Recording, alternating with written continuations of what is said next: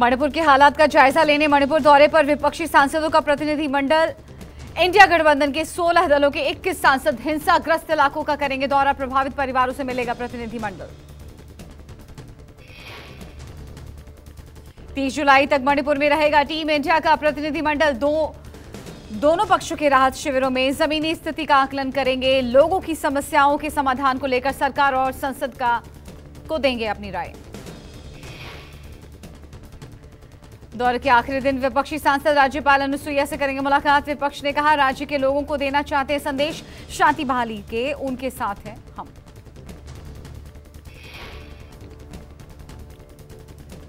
कांग्रेस नेता अधीर रंजन चौधरी ने मणिपुर हिंसा को लेकर पीएम मोदी पर साधा निशाना। कहा, पीएम मोदी सब जगह जाते हैं लेकिन अभी तक मणिपुर क्यों नहीं गए।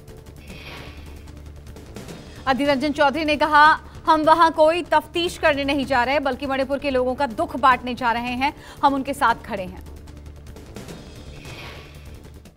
बाहर की वाले को किसी को पता नहीं है। विवस्त्र करके नंगे हमारे माँ बेटियों को सड़क पे दौड़ते हुए देखने के बाद अगर कोई कहे कि फोटो ऑप्स करने के लिए जा रहे हैं, मैं उनके लिए शर्मिंदा महसूस करते हैं।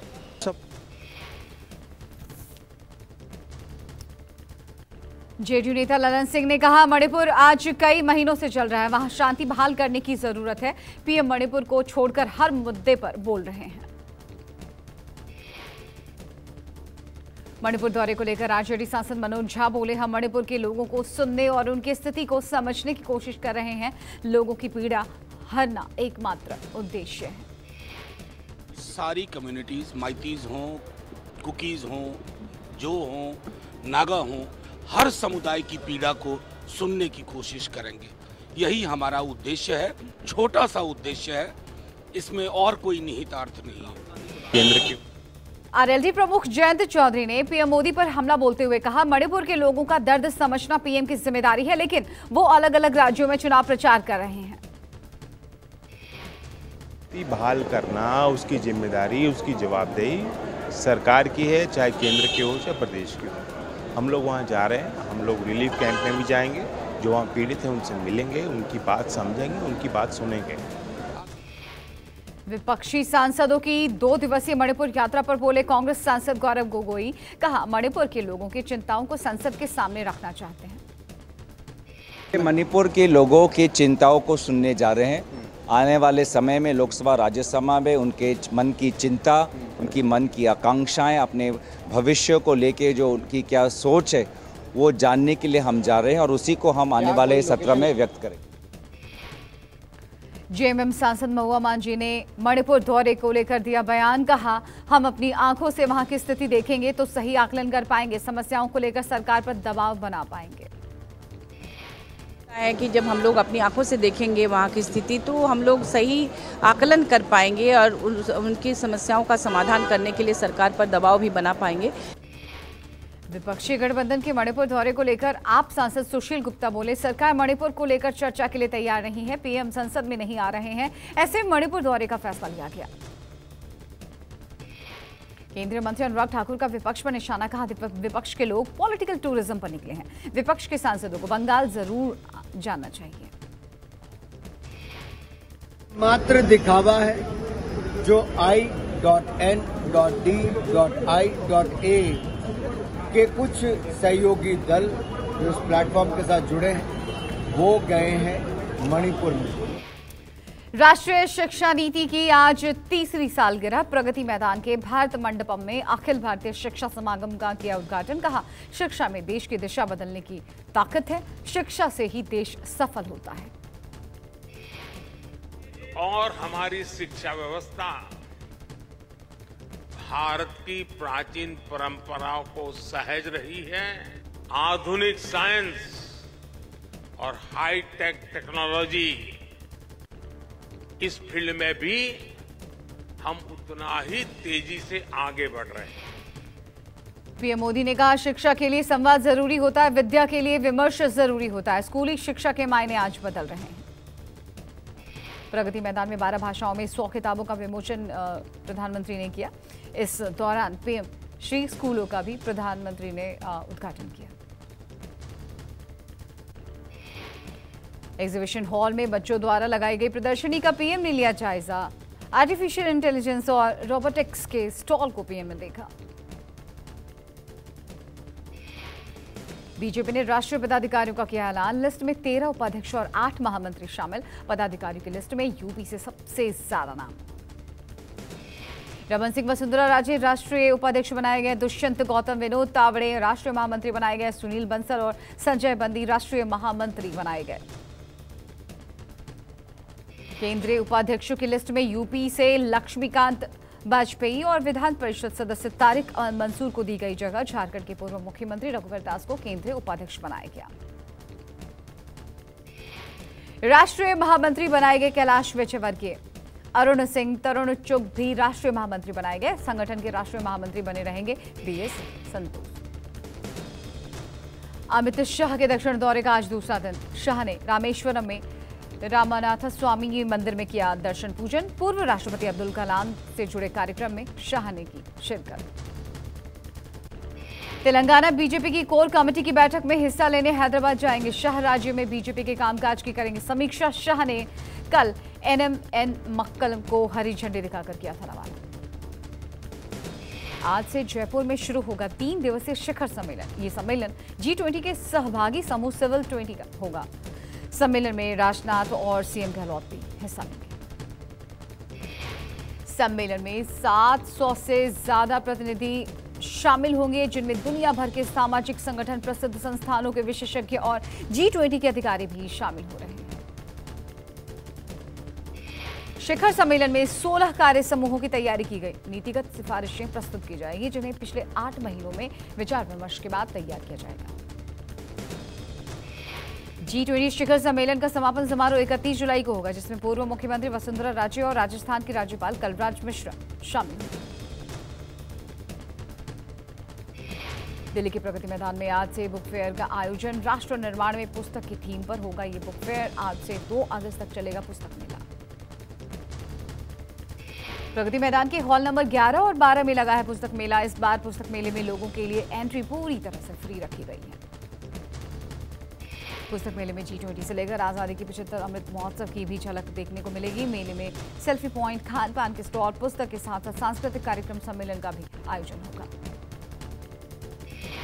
कर्नाटक के मुख्यमंत्री सिद्धारमैया को लेकर आपत्तिजनक टिप्पणी करने वाली बीजेपी कार्यकर्ता शकुंतला गिरफ्तार। उडुपी कांड में बीजेपी कार्यकर्ता शकुंतला ने की थी टिप्पणी। कर्नाटक पुलिस ने बीजेपी कार्यकर्ता शकुंतला को किया गिरफ्तार।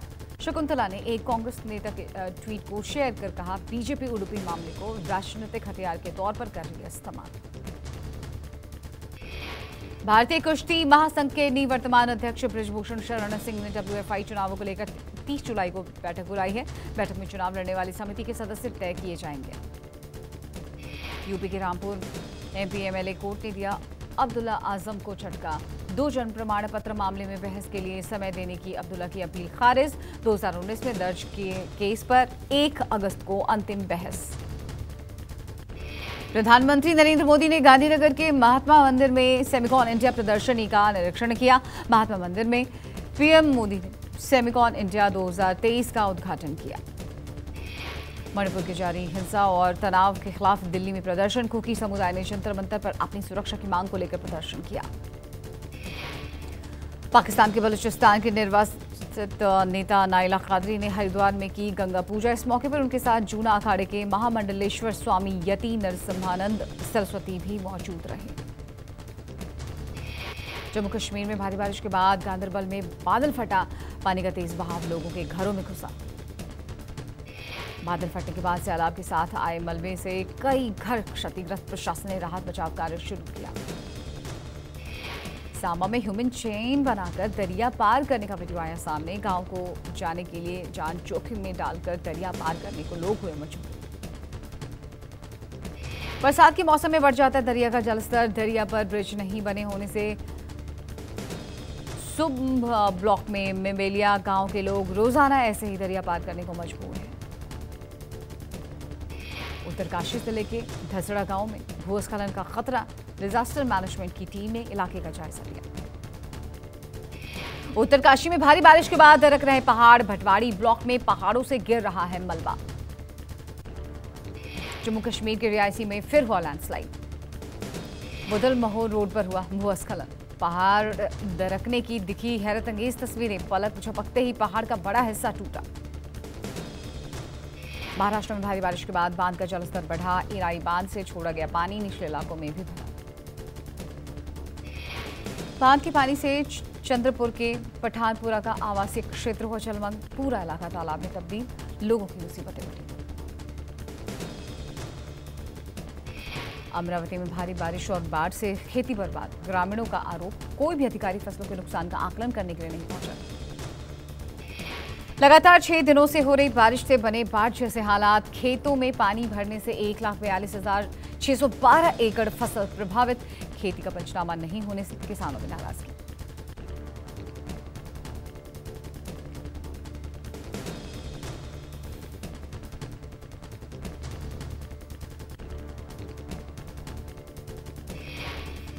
चमोली में आफत की बारिश से जनजीवन प्रभावित। भारी बारिश के बाद NH 7 का बड़ा हिस्सा बहा, आवाजाही ठप। बद्रीनाथ नेशनल हाईवे लम्मागढ़ में बारिश से हुआ क्षतिग्रस्त। कल रात से चमोली में हो रही है तेज बारिश। तेलंगाना में तेज बारिश से नदियां उफनाई। खतरे के निशान के पार बह रही है गोदावरी नदी। उफनाई गोदावरी नदी का पानी निचले इलाकों में भरा। नदी किनारे बने घाट मंदिर सब डूबे। भद्राचल में अलर्ट पर प्रशासन। हेलीकॉप्टर की तैनाती। रेस्क्यू टीमें लोगों को सुरक्षित स्थानों पर ले जाने में जुटी हुई है। उधमपुर के रामनगर में एक पैदल पुल क्षतिग्रस्त। नदी के पार जाने का लोगों के सामने नहीं है कोई भी तरीका। बारिश से भीगी दिखी राजधानी की फिजा। विजय चौक पर ड्यूटी के लिए छतरी लेकर जाते हुए दिखे जवान।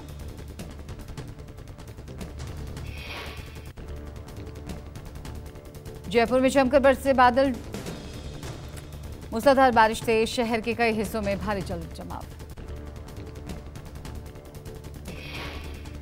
भारी बारिश से रामनगर में फुटओवर ब्रिज क्षतिग्रस्त। लोग जान जोखिम में डालकर बरसाती नाला पार करने को मजबूर। प्रयागराज में उफनाई गंगा का जलस्तर हुआ कम। यमुना के जलस्तर में भी कमी। बाढ़ का खतरा टला। दिल्ली NCR में रात से शुरू हुई बारिश सुबह तक जारी रही। दिल्ली और आसपास के इलाकों में आज भी हल्की बारिश की संभावना। महाराष्ट्र में भारी बारिश से जनजीवन अस्त व्यस्त। बारिश से निचले इलाकों में पानी भरा। कई जिलों में भारी जल जमाव से हालात हुए बदतर। हिमाचल प्रदेश में आज भी भारी बारिश की चेतावनी। मौसम विभाग ने भारी बारिश से लैंडस्लाइड और जलभराव की आशंका जताई।